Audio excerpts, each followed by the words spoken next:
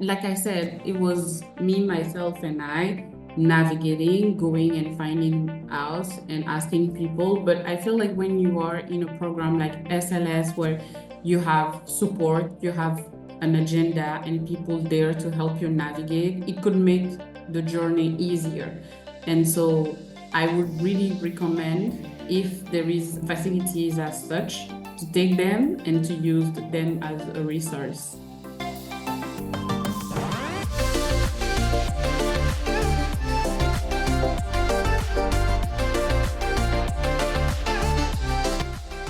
Hey everyone, welcome back to Checking In with SLS. Today we have a really special guest, Hawa Coulibaly. Hawa is a CSUN graduate who's now making an impact at Tuwindi. She's originally from Mali and has navigated the journey of studying abroad, building her career, and finding ways to create change through her work. We're excited to have her here to share her experiences and insights. Hawa, welcome to the podcast. Thank you so much for having me. Of course. So let's dive right in, Hawa. What inspired you to study abroad and what led you to choose your academic and career path? Thank you very much for the question. I was born and raised in Mali and went to school from K to 12. And at the ninth grade, we had to choose path, either do science or languages and literature. And at that time, I wasn't very sure. I started doing science and then I went into the literature path. But I was always very hesitant about my career choice. I was not one of the students who knew from the start what they wanted to do. And so when I had my high school diploma, I told my parents that I wanted a year to learn English that would give me enough time to decide. And so that's why I chose going to the United States.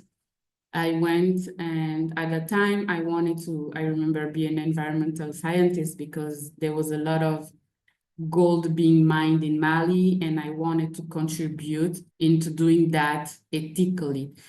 And then later on, I changed my mind. But basically, what made me want to study in the United States is the fact that the education was open enough. You could choose your courses based on your interest.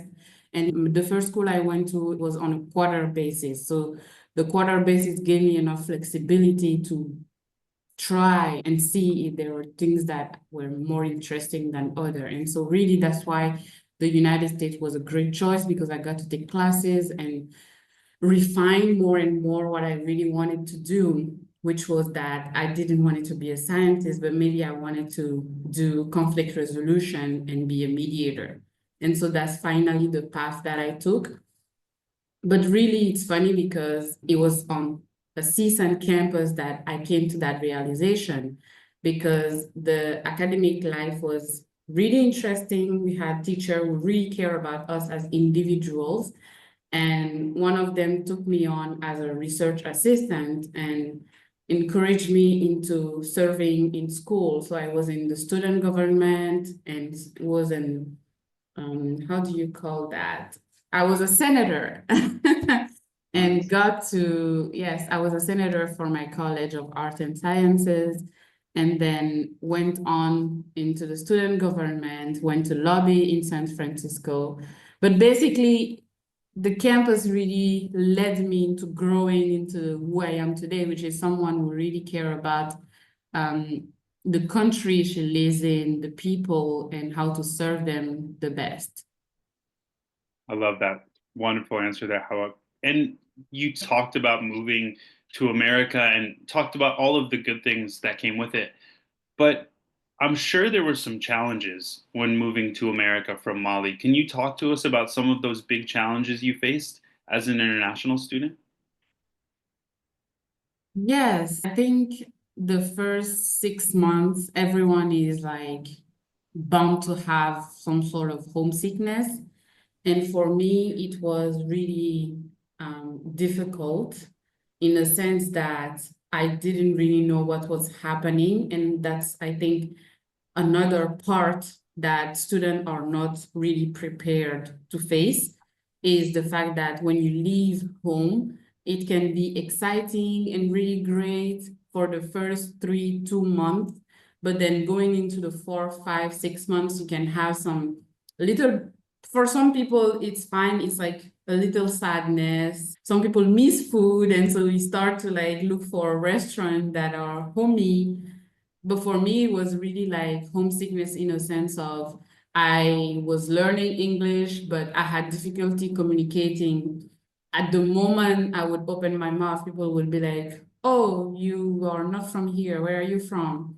You know, the constant reminder that I wasn't home. And so the first challenge was homesickness and feeling depressed because I didn't really know what was happening to me. And so I think it's important that people know that those are part of the process of getting adapted to a new country and having new responsibility, not living with mom and dad anymore, you know.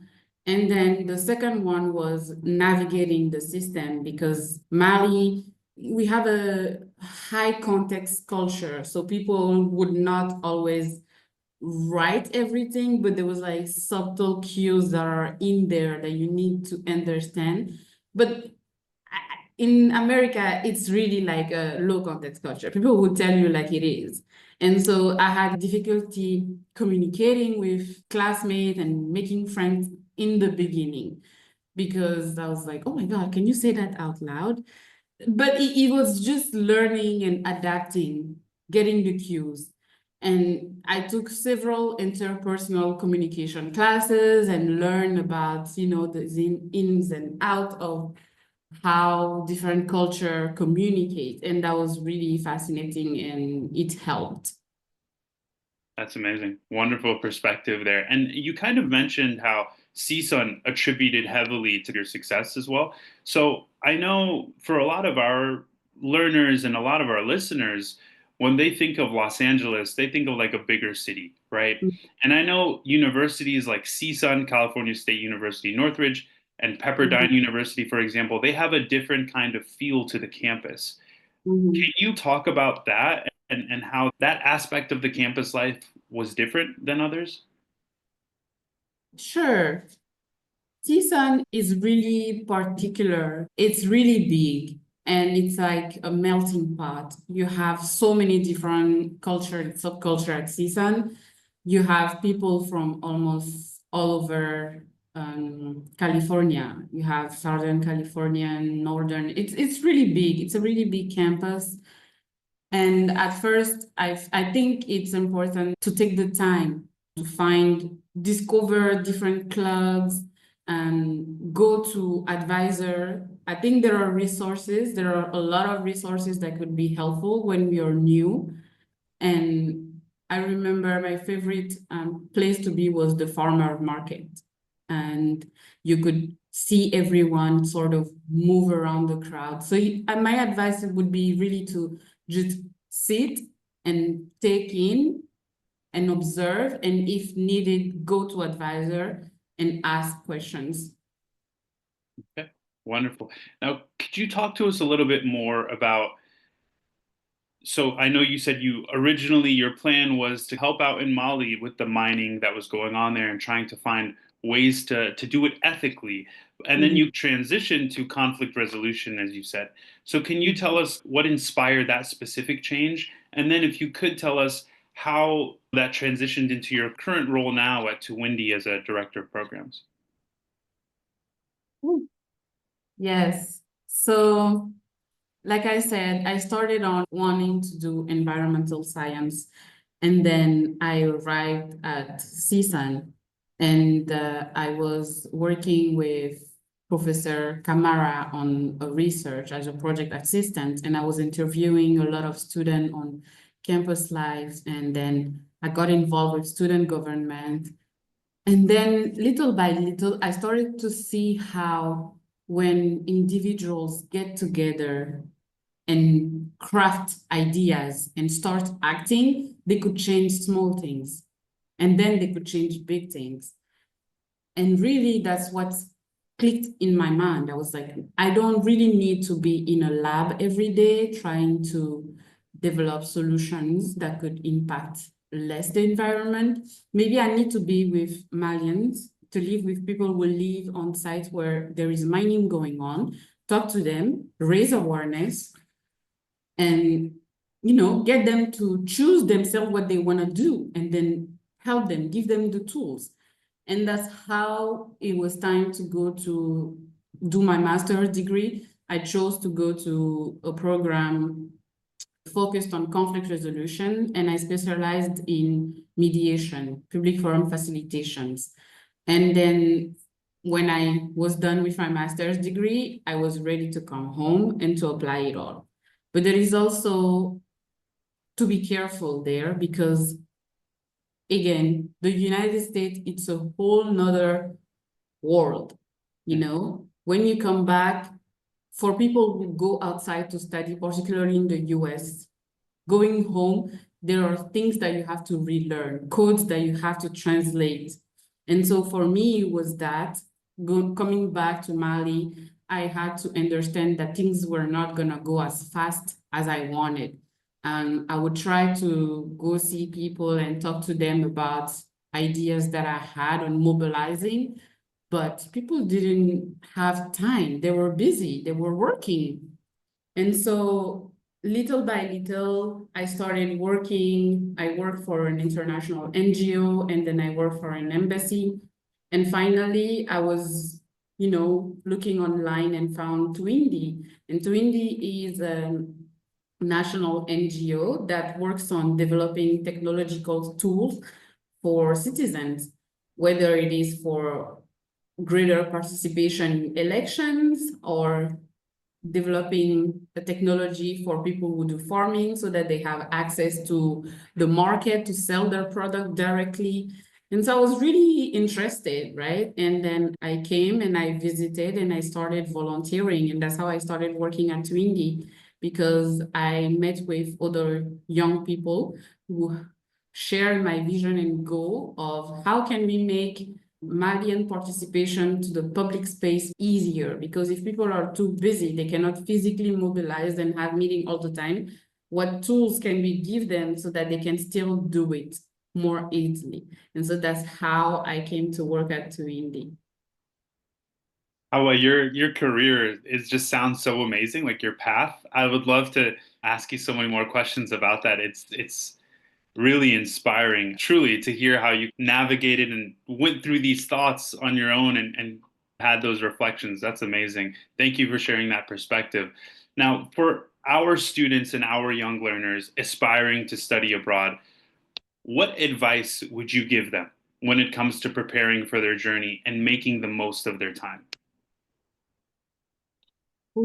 Thank you very much. It's a really thoughtful question, and I think everyone would go through their own sort of cycle and phases. It wasn't linear, that I have to say.